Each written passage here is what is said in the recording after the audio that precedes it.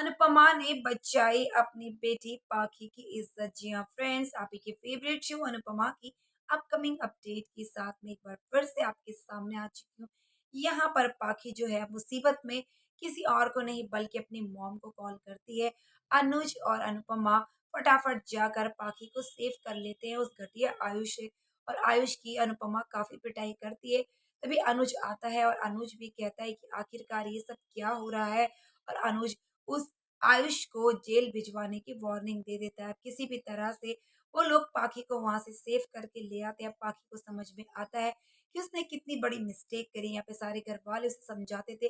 डिम्पी ने भी कितनी बार समझाने की कोशिश करी कि आयुष के बारे में जान लो, लेकिन पाखी के मन में तो बस आयुष का भूत सवार था। अब घर लाने के बाद वनराज और सारे घर वालों को उसकी असलियत पता चल जाती है कि पाखी क्यों गई थी होटल के कमरे में। तभी वनराज भी फटकार लगाता है पाखी को कि तुम नहीं सुधरोगी, इतना समझाने के बाद भी तुम वहां पर क्यों गई। यहाँ पर पाखी को होता है अपनी गलती का एहसास और वो अनुपमा से माफी मांगती है। तभी अनुपमा कहती है कि तुम अगर नहीं सुधरी तो अगली बार से मैं तुम्हें अपना बेटी होने का खो दूंगी और अब से मैं तुम्हारी माँ भी नहीं होंगी। अगर मेरा मन करता तो मैं तुम्हें तलाक दे देती, लेकिन क्या करूं, ऐसा कोई सिस्टम ही नहीं बना है कि एक माँ अपनी बेटी को छोड़ पाए। लेकिन अगर तुम नहीं सुधरी तो इस बार ये बिल्कुल भी ठीक नहीं होगा। वहीं पर वनराज भी अब वार्निंग दे देगा पाखी को कि अगर तुम नहीं सुधरी तो मैं बहुत जल्द तुम्हें इंडिया लेकर जाने वाला हूँ। अपनी हरकतों से बाज आ जाओ। यहाँ पर अनुपमा जो है वो पाखी को कहती है कि तुमने कभी भी अपनी बेटी को प्यार नहीं किया, कभी भी तुमने उसको उतनी तरह से नहीं देखा जैसे एक माँ अपनी बेटी को पाल पोस कर बड़ा करती है। कभी सोचा है तुमने उसके मन में क्या बीतती होगी। यहाँ पर सभी के सभी घर वाले पाखी को फटकार लगाते।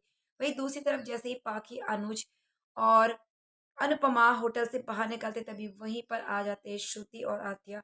और वो सब अनुज को देखकर फिर से शॉक हो जाते कि आखिरकार जितना दूर करने की कोशिश कर रहे हैं हम अनुपमा और अनुज को, वही एक दूसरे के बिल्कुल क्लोज आ जाते हैं। तभी अनुज सफाई देते हुए कहता है कि मैं वहाँ किसी काम से गया था, कुछ मजबूरी आ गई थी।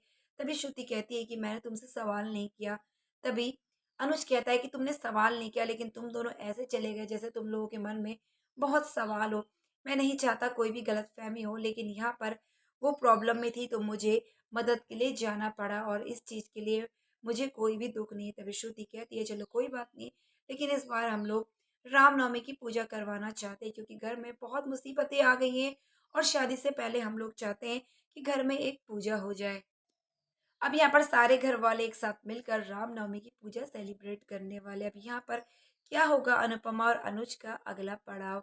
क्या आत्या होने देगी इन दोनों को एक या फिर करवाएगी अनुज की श्रुति से ही शादी? तो फ्रेंड्स, ऐसे ही लेटेस्ट अपडेट के लिए चैनल को सब्सक्राइब करना ना भूलिए ताकि बेस्ट अपडेट सबसे पहले शेयर करूँ। तो मिलते हैं नेक्स्ट वीडियो में, तब तक के लिए बाय फ्रेंड्स।